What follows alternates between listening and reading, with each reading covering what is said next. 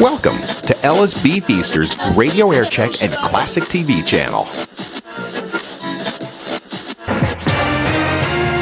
However, I deplore any attempt to smear the entire police department with frivolous, unsubstantiated, or undocumented allegations. This voice makes WFIL News. Matt Berner reporting. Eileen Shear, a spokeswoman for Philadelphia Mayor Frank Rizzo, reading an excerpt from the mayor's written reaction to the State Crime Commission's report on alleged police corruption in the city. The State Crime Commission has leveled serious charges against the Philadelphia Police Department. I have discussed these charges with Police Commissioner Joseph O'Neill, and he has pledged to investigate them vigorously.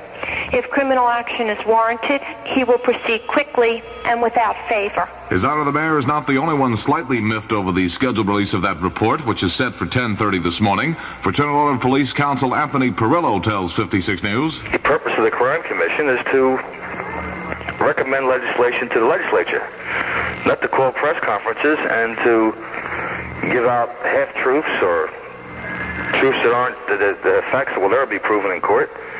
That's for public dissemination. Essentially, that's our position. Perillo will be in court at 9 this morning, hoping to get an injunction blocking the release of that study. Philadelphia police are probing the stabbing of 24-year-old Larry Scott, who was found with his hands and feet bound early this Sunday morning in the 5200 block of Parkside Avenue. Homicide detectives say they have no suspects in the stabbed death of 60-year-old Samuel Hargrave of Philadelphia. Hargrave's body was found by his wife at their home in the 2500 block of North 3rd Street.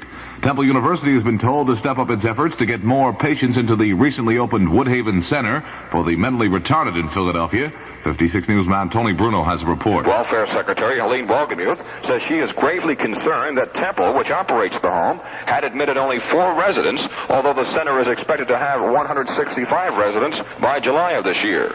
Tony Bruno, WFIL News. WFIL News time, 2:19. Hotline, you're on the air. I have a question for the doctor. Go right ahead, ma'am. Doctor, you speak of cigarette smoking as a major factor in emphysema. Yes. Does anything else contribute to it? As a matter of fact, air pollution is also a culprit. Air pollution? Yeah, I'm afraid so. Well, I can quit smoking, but how do I quit breathing? Well, that isn't easy.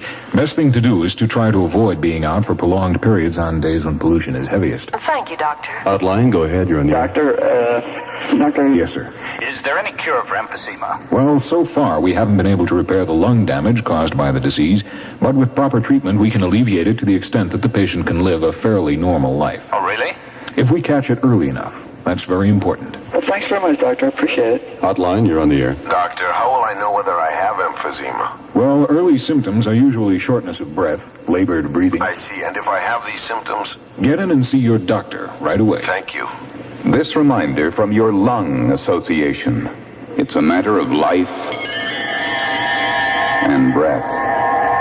The kidnappers of Patricia Hearst Sunday night sent a second tape recording in as many days to a Berkeley radio station. It was much clearer than Saturday's tape letter and contained at the end a brief message on how the Symbionese Liberation Army is trying to outfox the FBI. Earlier, a California district attorney says he may allow suspected Symbionese Liberation Army members Russell Little and Joseph Ramiro hold a requested nationwide news conference. The news conference was demanded by the SLA in Saturday's tape message. The DA plans to meet with lawyers for Little and Ramiro Monday to discuss the matter.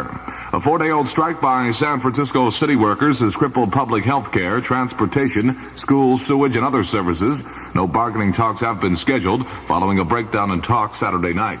Coal miners in southern West Virginia voted Sunday to continue their 2-week-long strike, protesting state-imposed gasoline purchasing restrictions. They ignored a steel industry warning that the walkout could bring about a huge plant layoffs because of a coke shortage.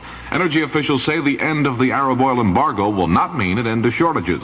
Correspondent David Dyer has a report. Federal energy officials say it may take up to 6 weeks after an end to the oil embargo before drivers will see more gasoline at fuel pumps. Deputy Energy Director John Sawhill says it takes several weeks for petroleum to be shipped, refined, and delivered to gasoline stations. The Energy Office says even with an end to the embargo, there will be shortages in some places, and the fuel allocation program will probably stay in effect through the summer. Energy officials also say if the embargo is lifted, an important factor will be whether the Arabs increase production and lower their high prices. David Dyer, Washington. At least 13 persons were killed in Ireland early Monday when fires swept through a private home 8 miles south of Dublin. Police spokesmen say all the victims were members of one family. Most of the victims were overcome by smoke. A bomb blast outside a Catholic church south of Belfast killed a 15-year-old boy and injured 2 of his companions Sunday. The boys out for a drive stopped near the truck minutes before it exploded in the village of Dummentree. Newsweek magazine says the Internal Revenue Service is making a criminal fraud probe of President Nixon's 1969 income tax return. The magazine says the issue is the handling of Nixon's $576,000 deduction for the donation of his vice presidential papers to the National Archives. President Nixon says celebrations for the nation's 200th birthday will begin next March. In a nationwide radio address Sunday, Nixon said there will be many individual celebrations, or as he put it, all America will be in the showcase. Mrs. Pat Nixon leaves today on a 6-day, 9,000-mile official diplomatic tour to attend presidential inaugurations in Venezuela and Brazil. A White House spokesman says Nixon plans to accompany his wife to Florida's Homestead Air Force Base, where she will take off on her 3rd solo diplomatic venture since 1969. Golda Meir took the oath of office Sunday to begin another 4-year term as Prime Minister of Israel. The action came soon after she barely won approval by Parliament of her new coalition government. In sports action last night in the NBA, the 76ers over the New York Knicks by a score of 109-108.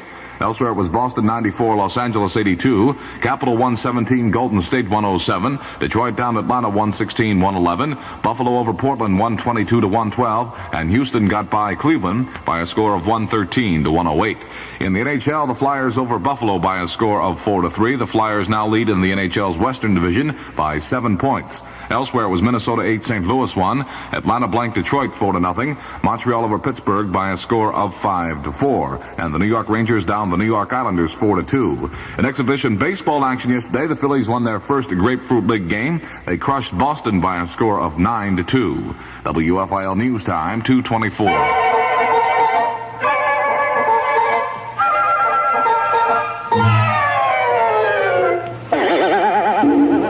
Hello, folks. This is Lawrence Welk. You can state it in a number of ways. The more you learn, the more you earn. The more you know, the higher you go. The better the scholar, the greater the dollar. It all adds up to one thing. You need a good education if you are to get to keep the good job you want. So this is to urge all you veterans, look into the educational opportunities offered by the GI Bill. You can finish high school, you can go to college, you can go to trade school, you can get on-job training. You get paid while you're in school or training, but the best part is you earn more later on. See VA Today.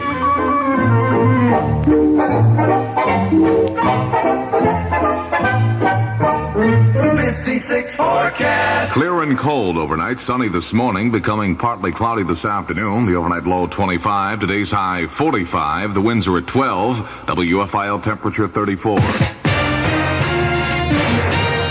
Matt Berner, WFIL News. Kevin McCarthy, WFIL Music. Last time